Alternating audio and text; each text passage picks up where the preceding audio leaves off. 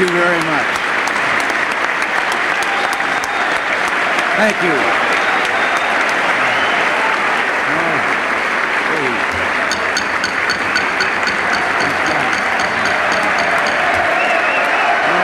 Thank you.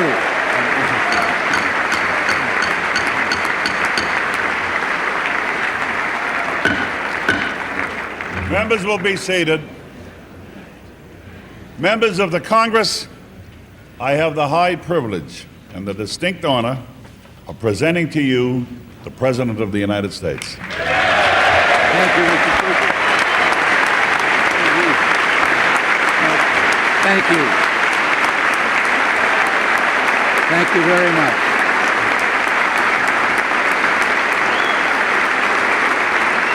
Thank you.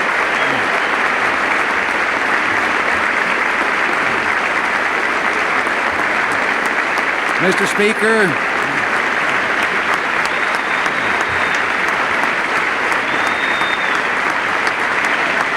thank you.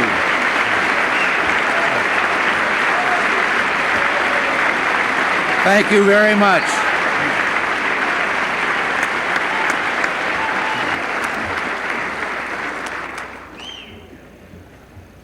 Mr. Speaker, Mr. President, distinguished members of the Congress, honored guests, and fellow citizens. Today marks my first State of the Union address to you, a constitutional duty as old as our republic itself. President Washington began this tradition in 1790 after reminding the nation that the destiny of self-government and the preservation of the sacred fire of liberty is finally staked on the experiment entrusted to the hands of the American people. For our friends in the press who place a high premium on accuracy, let me say, I did not actually hear George Washington say that.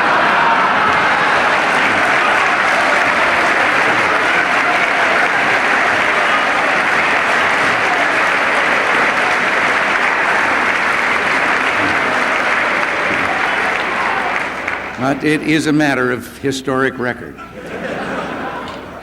But from this podium, Winston Churchill asked the free world to stand together against the onslaught of aggression. Franklin Delano Roosevelt spoke of a day of infamy and summoned a nation to arms. Douglas MacArthur made an unforgettable farewell to a country he'd loved and served so well. Dwight Eisenhower reminded us that peace was purchased only at the price of strength. And John F. Kennedy spoke of the burden and glory that is freedom. When I visited this chamber last year as a newcomer to Washington, critical of past policies which I believe had failed, I proposed a new spirit of partnership between this Congress and this administration, and between Washington and our state and local governments. In forging this new partnership for America, we could achieve the oldest hopes of our republic: prosperity for our nation, peace for the world, and the blessings of individual liberty for our children and someday for all of humanity. It's my duty to report to you tonight on the progress that we have made in our relations with other nations, on the foundation we've carefully laid for our economic recovery, and finally on a bold and spirited initiative that I believe can change the face of American government and make it again the servant of the people. Seldom have the stakes been higher for America. What we do and say here will make all the difference to auto workers in Detroit, lumberjacks in the Northwest, steel workers in Steubenville who are in the unemployment lines, to black teenagers in Newark and Chicago, to hard-pressed farmers and small businessmen, and to millions of everyday Americans who harbor the simple wish of a safe and financially secure future for their children. To understand the State of the Union, we must look not only at where we are and where we're going, but where we've been. The situation at this time last year was truly ominous. The last decade has seen a series of recessions. There was a recession in 1970, in 1974, and again in the spring of 1980. Each time, unemployment increased and inflation soon turned up again. We coined the word stagflation to describe this. Government's response to these recessions was to pump up the money supply and increase spending. In the last 6 months of 1980, as an example, the money supply increased at the fastest rate in post-war history, 13%. Inflation remained in double digits, and government spending increased at an annual rate of 17%. Interest rates reached a staggering 21.5%. There were 8 million unemployed. Late in 1981, we sank into the present recession, largely because continued high interest rates hurt the auto industry and construction, and there was a drop in productivity and the already high unemployment increased. This time, however, things are different. We have an economic program in place completely different from the artificial quick fixes of the past. It calls for a reduction of the rate of increase in government spending, and already that rate has been cut nearly in half. But reduced spending alone isn't enough. We've just implemented the first and smallest phase of a 3-year tax rate reduction designed to stimulate the economy and create jobs. Already, interest rates are down to 15.75%, but they must still go lower. Inflation is down from 12.4% to 8.9%, and for the month of December, it was running at an annualized rate of 5.2%. If we had not acted as we did, things would be far worse for all Americans than they are today.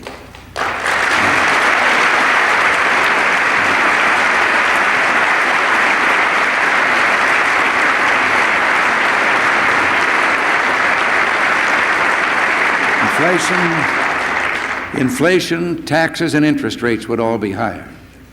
A year ago, Americans' faith in their governmental process was steadily declining. 6 out of 10 Americans were saying they were pessimistic about their future. A new kind of defeatism was heard. Some said our domestic problems were uncontrollable, that we had to learn to live with this seemingly endless cycle of high inflation and high unemployment. There were also pessimistic predictions about the relationship between our administration and this Congress. It was said we could never work together. Well, those predictions were wrong. The record is clear, and I believe that history will remember this as an era of American renewal, remember this administration as an administration of change, and remember this Congress as a Congress of destiny. Together, we not only cut the increase in government spending nearly in half, we brought about the largest tax reductions and the most sweeping changes in our tax structure since the beginning of this century. And because we indexed future taxes to the rate of inflation, we took away government's built-in profit on inflation and its hidden incentive to grow larger at the expense of American workers. Together, after 50 years of taking power away from the hands of the people in their states and local communities, we have started returning power and resources to them. Together, we have cut the growth of new federal regulations nearly in half. In 1981, there were 23,000 fewer pages in the Federal Register which lists new regulations than there were in 1980.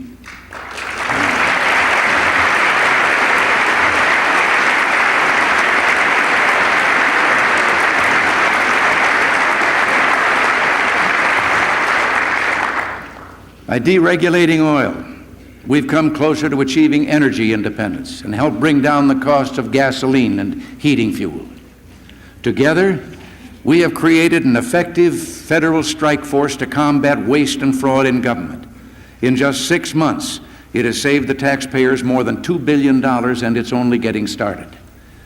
Together, we've begun to mobilize the private sector, not to duplicate wasteful and discredited government programs, but to bring thousands of Americans into a volunteer effort to help solve many of America's social problems.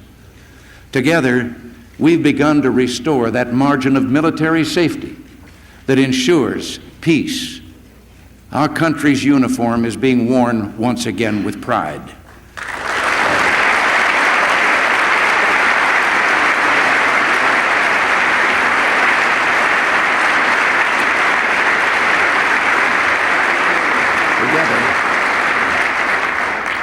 Together, We have made a new beginning, but we have only begun. No one pretends that the way ahead will be easy.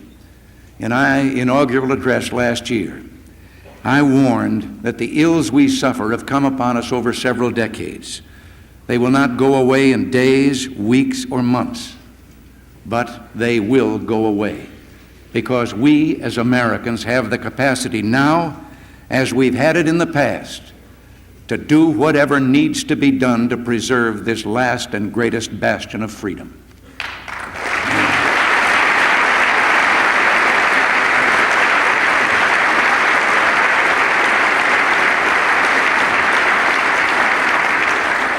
The economy will face difficult moments in the months ahead, but the program for economic recovery that is in place will pull the economy out of its slump and put us on the road to prosperity and stable growth by the latter half of this year.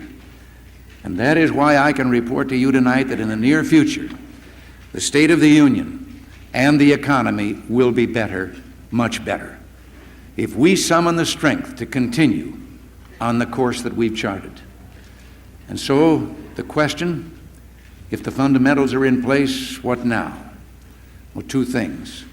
First, we must understand what's happening at the moment to the economy. Our current problems are not the product of the recovery program that's only just now getting underway, as some would have you believe. They are the inheritance of decades of tax and spend and spend. Second, because our economic problems are deeply rooted and will not respond to quick political fixes, we must stick to our carefully integrated plan for recovery.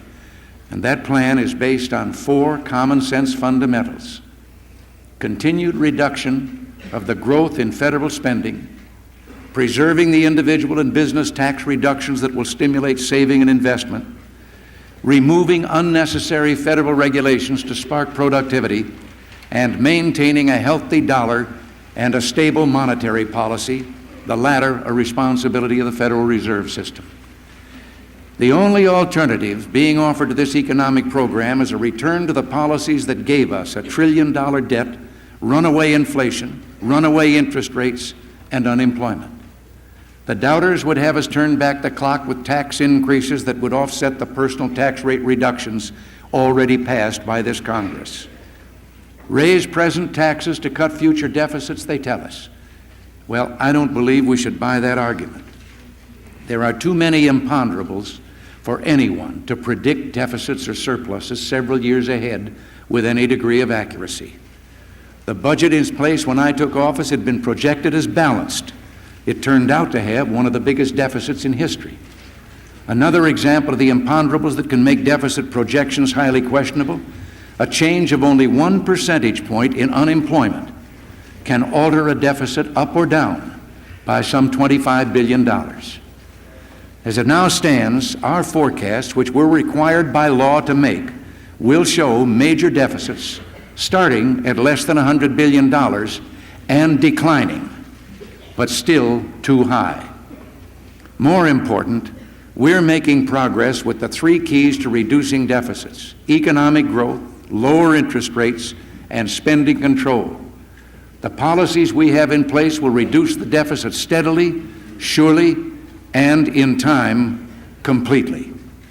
Higher taxes would not mean lower deficits. If they did, how would we explain that tax revenues more than doubled just since 1976? Yet in that same 6-year period, we ran the largest series of deficits in our history. In 1980, tax revenues increased by $54 billion, and in 1980, we had one of our all-time biggest deficits. Raising taxes won't balance the budget. It will encourage more government spending and less private investment. Raising taxes will slow economic growth, reduce production, and destroy future jobs, making it more difficult for those without jobs to find them, and more likely that those who now have jobs could lose them. So, I will not ask you to try to balance the budget on the backs of the American taxpayers.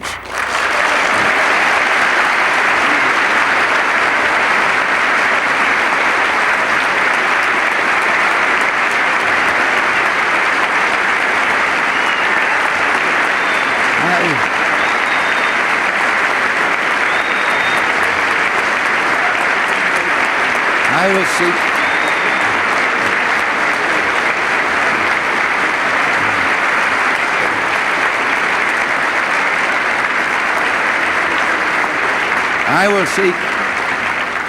I will seek no tax increases this year, and I have no intention of retreating from our basic program of tax relief.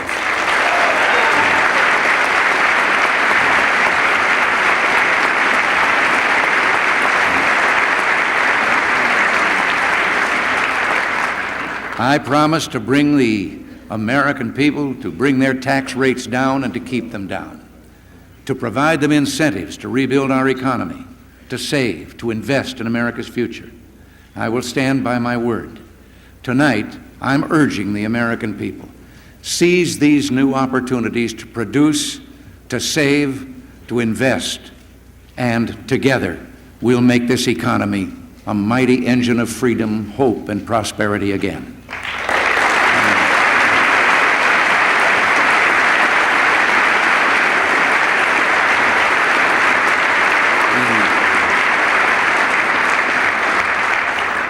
Now, the budget deficit this year will exceed our earlier expectations. The recession did that. It lowered revenues and increased costs. To some extent, we're also victims of our own success. We brought inflation down faster than we thought we could, and have thus deprived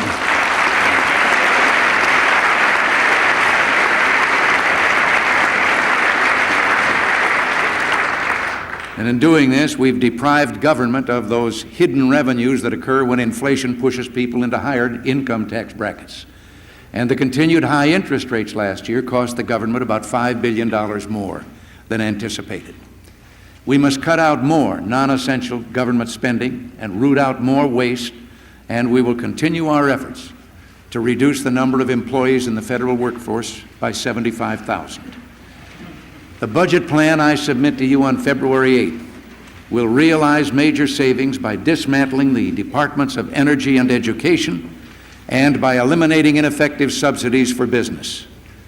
We will continue to redirect our resources to our two highest budget priorities: a strong national defense to keep America free and at peace, and a reliable safety net of social programs for those who have contributed and those who are in need. Contrary to some of the wild charges you may have heard, this administration has not and will not turn its back on America's elderly or America's poor.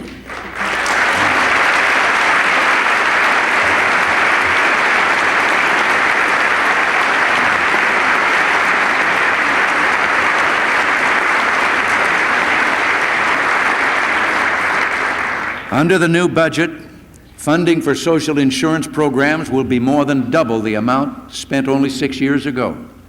But it would be foolish to pretend that these or any programs cannot be made more efficient and economical.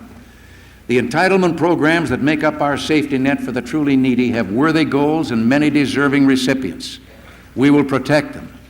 But there's only one way to see to it that these programs really help those whom they were designed to help, and that is to bring their spiraling costs under control. Today, we face the absurd situation of a federal budget with 3/4 of its expenditures routinely referred to as uncontrollable, and a large part of this goes to entitlement programs. Committee after committee of this Congress has heard witness after witness describe many of these programs as poorly administered and ripe with waste and fraud. Virtually every American who shops in a local supermarket is aware of the daily abuses that take place in the food stamp program, which has grown by 16,000% in the last 15 years. Another example is Medicare and Medicaid, programs with worthy goals, but whose costs have increased from $11.2 billion to almost $60 billion, more than 5 times as much in just 10 years. Waste and fraud are serious problems. Back in 1980, federal investigators testified before one of your committees that corruption has permeated virtually every area of the Medicare and Medicaid healthcare industry. One official said many of the people who were cheating the system were very confident that nothing was going to happen to them. Well, something is going to happen. Not only the taxpayers are defrauded, The people with real dependency on these programs are deprived of what they need because available resources are going not to the needy, but to the greedy. The time has come to control the uncontrollable. In August, we made a start. I signed a bill to reduce the growth of these programs by $44 billion over the next 3 years, while at the same time preserving essential services for the truly needy. Shortly, you will receive from me a message on further reforms we intend to install, some new, but others long recommended by your own congressional committees. I ask you to help make these savings for the American taxpayer. The savings we propose in entitlement programs will total some $63 billion over 4 years and will, without affecting Social Security, go a long way toward bringing federal spending under control. But don't be fooled by those who proclaim that spending cuts will deprive the elderly, the needy, and the helpless. The federal government will still subsidize 95 million meals every day. That's 1 out of 7 of all the meals served in America. Head Start, senior nutrition programs, and child welfare programs will not be cut from the levels we proposed last year. More than $500 million has been proposed for minority business assistance, and researchers at the National Institute of Health will be increased by over $100 million. While meeting all these needs, we intend to plug unwarranted tax loopholes and strengthen the law which requires all large corporations to pay a minimum tax. A major undertaking must be a program just as bold, just as innovative to make government again accountable to the people, to make our system of federalism work again. Our citizens feel they've lost control of even the most basic decisions made about the essential services of government, such as schools, welfare, roads, and even garbage collection. And they're right. A maze of interlocking jurisdictions and levels of government confronts average citizens in trying to solve even the simplest of problems. They don't know where to turn for answers, who to hold accountable, who to praise, who to blame, who to vote for or against. The main reason for this is the overpowering growth of federal grants and aid programs during the past few decades. In 1960, the federal government had 132 categorical grant programs costing $7 billion. When I took office, there were approximately 500 costing nearly $100 billion. 13 programs for energy, 36 for pollution control, 66 for social services, 90 for education. And here in the Congress, it takes at least 166 committees just to try to keep track of them. You know and I know that neither the President nor the Congress can properly oversee this jungle of grants in aid. Indeed, the growth of these grants has led to the distortion in the vital functions of government. As one Democratic governor put it recently, the national government should be worrying about arms control, not potholes. The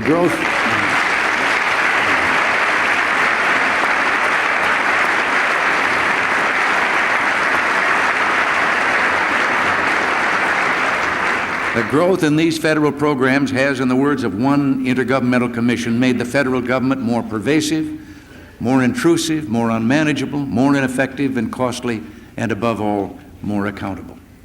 Well, let's solve this problem with a single bold stroke. The return of some $47 billion in federal programs to state and local government, together with the means to finance them, and a transition period of nearly 10 years to avoid unnecessary disruption. I will shortly send this Congress a message describing this program. I want to emphasize, however, that its full details will have been worked out only after close consultation with congressional, state, and local officials. Starting in fiscal 1984, the federal government will assume full responsibility for the cost of the rapidly growing Medicaid program to go along with its existing responsibility for Medicare. As part of a financially equal swap, the states will simultaneously take full responsibility for aid to families with dependent children and food stamps.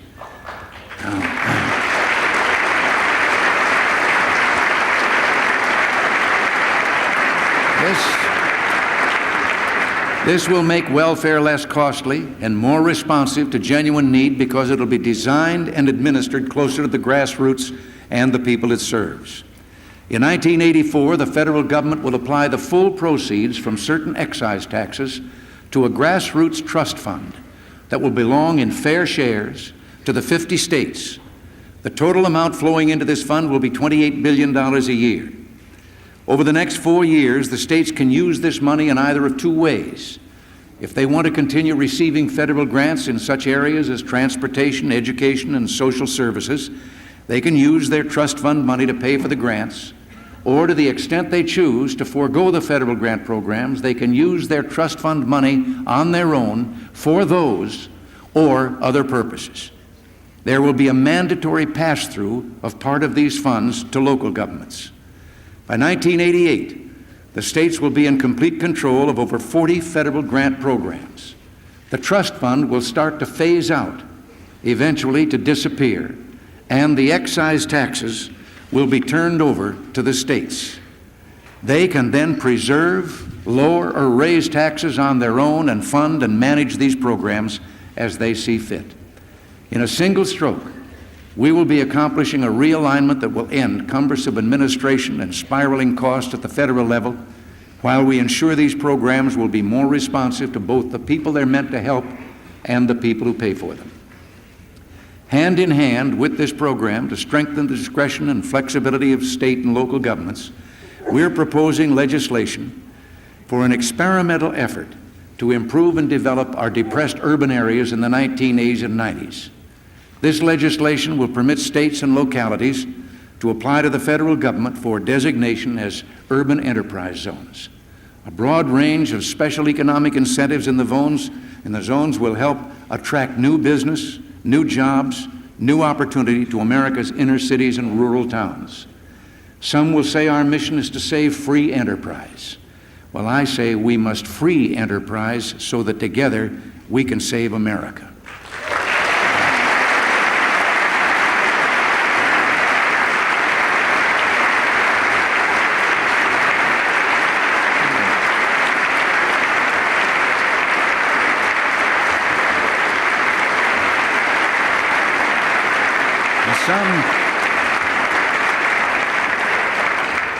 Some will also say our states and local communities are not up to the challenge of a new and creative partnership.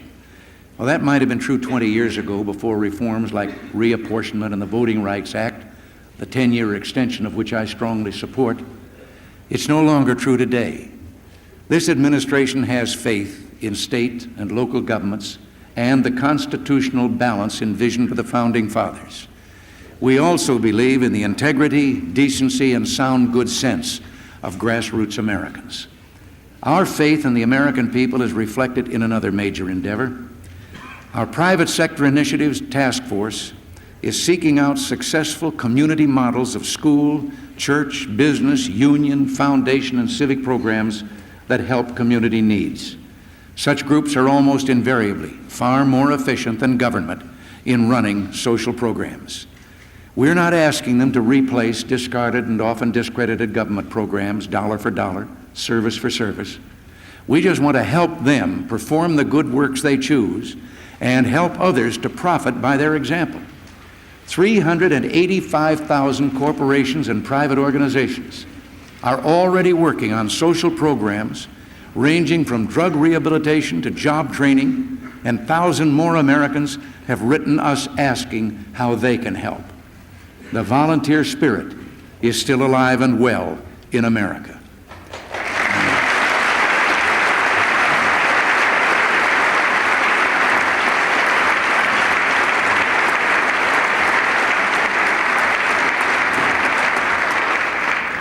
Our nation's long journey towards civil rights for all our citizens, once a source of discord, now a source of pride, must continue with no backsliding or slowing down.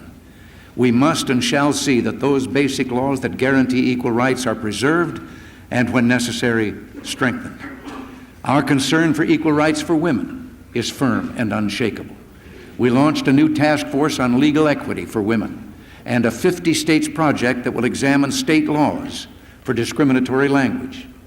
And for the first time in our history, a woman sits on the highest court in the land.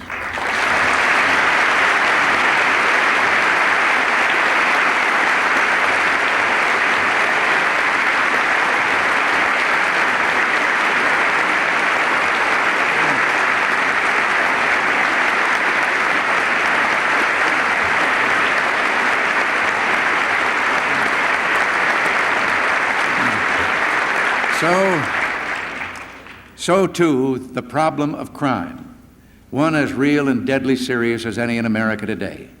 It demands that we seek transformation of our legal system, which overly protects the rights of criminals while it leaves society and the innocent victims of crime without justice. We look forward to the enactment of a responsible Clean Air Act to increase jobs while continuing to improve the quality of our air. We're encouraged by the bipartisan initiative of the House and are hopeful of further progress as the Senate continues its deliberations. So far, I've concentrated largely now on domestic matters. To view the State of the Union in perspective, we must not ignore the rest of the world. There isn't time tonight for a lengthy treatment of social or foreign policy, I should say, a subject I intend to address in detail in the near future. A few words, however, are in order on the progress we've made over the past year, reestablishing respect for our nation around the globe, and some of the challenges and goals that we will approach in the year ahead. At Ottawa and Cancun, I met with leaders of the major industrial powers and developing nations. Now, some of those I met were a little surprised that I didn't apologize for America's wealth. Instead, I spoke of the strength of the free marketplace system and how that system could help them realize their aspirations for economic development and political freedom. I believe lasting friendships were made and the foundation was laid for future cooperation. In the vital region of the Caribbean Basin, we're developing a program of aid, trade, and investment incentives to promote self-sustaining growth and a better, more secure life for our neighbors to the south. Toward those who would export terrorism and subversion in the Caribbean and elsewhere, especially Cuba and Libya, we will act with firmness. Our foreign policy is a policy of strength, fairness, and balance.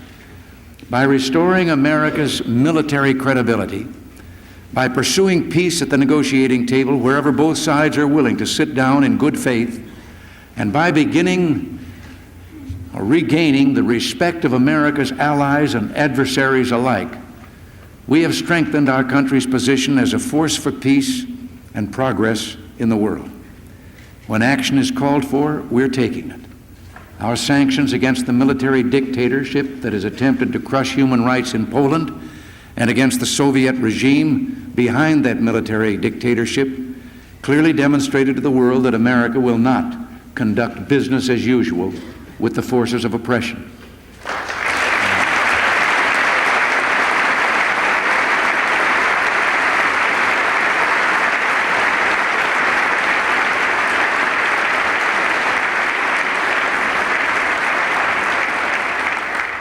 If the events in Poland continue to deteriorate, further measures will follow. Now, let me also note that private American groups have taken the lead in making January 30th a day of solidarity with the people of Poland. So, too, the European Parliament has called for March 21st to be an International Day of Support for Afghanistan. Well, I urge all peace-loving peoples to join together on those days, to raise their voices, to speak and pray for freedom. Meanwhile, we're working for reduction of arms and military activities, as I announced in my address to the nation last November 18th. We have proposed to the Soviet Union a far-reaching agenda for mutual reduction of military forces and have already initiated negotiations with them in Geneva on intermediate-range nuclear forces. In those talks, it is essential that we negotiate from a position of strength. There must be a real incentive for the Soviets to take these talks seriously. This requires that we rebuild our defenses. In the last decade, while we sought the moderation of Soviet power through a process of restraint and accommodation, the Soviets engaged in an unrelenting buildup of their military forces. The protection of our national security has required that we undertake a substantial program to enhance our military forces. We have not neglected to strengthen our traditional alliances in Europe and Asia, or to develop key relationships with our partners in the Middle East and other countries. Building a more peaceful world requires a sound strategy and the national resolve to back it up.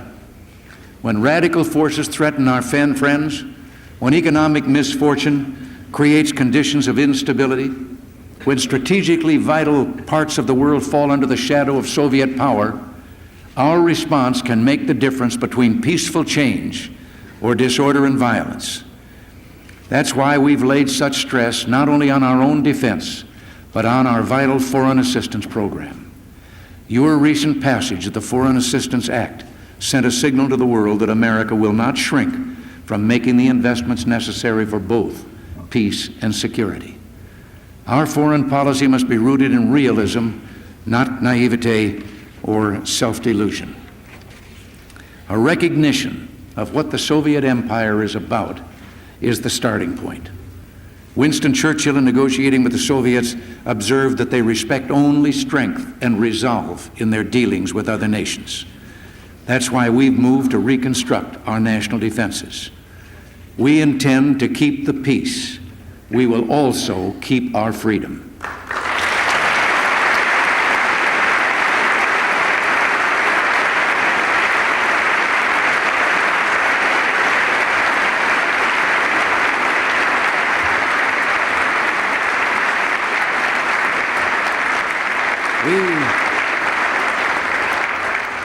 We have made pledges of a new frankness in our public statements and worldwide broadcasts. In the face of a climate of falsehood and misinformation, we've promised the world a season of truth, the truth of our great civilized ideas: individual liberty, representative government, the rule of law under God. We've never needed walls or minefields or barbed wire to keep our people in, nor do we declare martial law to keep our people from voting for the kind of government they want. Yes, we have our problems. Yes, we're in a time of recession. And it's true there's no quick fix, as I said, to instantly end the tragic pain of unemployment. But we will end it. The process has already begun, and we'll see its effect as the year goes on. We speak with pride and admiration of that little band of Americans who overcame insuperable odds to set this nation on course 200 years ago. But our glory didn't end with them. Americans ever since have emulated their deeds. We don't have to turn to our history books for heroes. They're all around us. One who sits among you here tonight epitomized that heroism at the end of the longest imprisonment ever inflicted on men of our armed forces.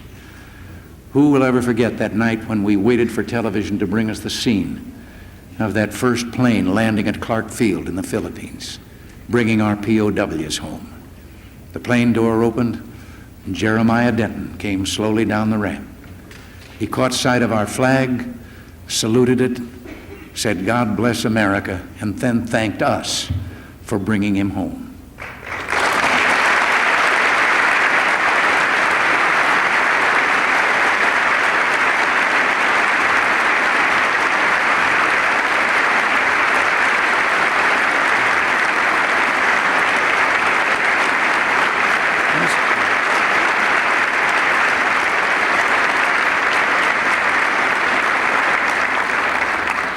Just 2 weeks ago, in the midst of a terrible tragedy on the Potomac, we saw again the spirit of American heroism at its finest.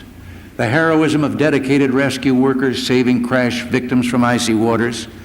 And we saw the heroism of one of our young government employees, Lenny Skutnik, who, when he saw a woman lose her grip on the helicopter line, dived into the water and dragged her to safety.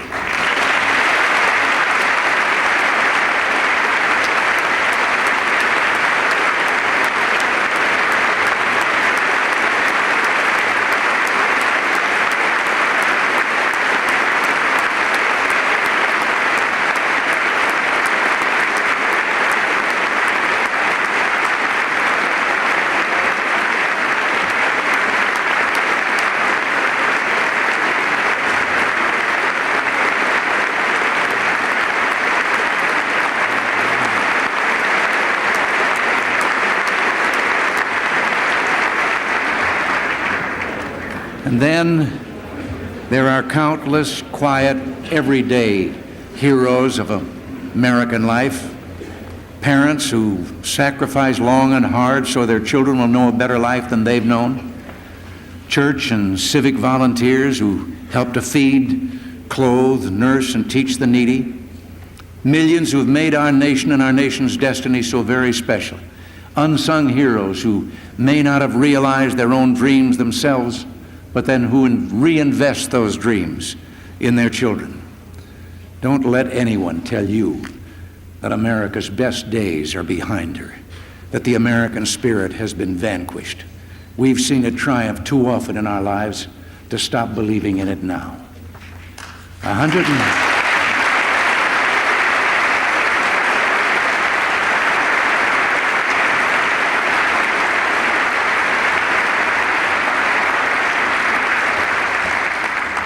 120 years ago, the greatest of all our presidents delivered his second State of the Union message in this chamber. We cannot escape history, Abraham Lincoln warned. We of this Congress and this administration will be remembered in spite of ourselves. The trial through which we pass will light us down in honor or dishonor to the latest generation. Well, that president and that Congress did not fail the American people. Together they weathered the storm and preserved the Union. Let it be said of us that we too did not fail, that we too worked together to bring America through difficult times. Let us so conduct ourselves that 2 centuries from now, another Congress and another president meeting in this chamber as we're meeting will speak of us with pride, saying that we met the test and preserved for them in their day the sacred flame of liberty, this last best hope of man on earth. God bless you and thank you.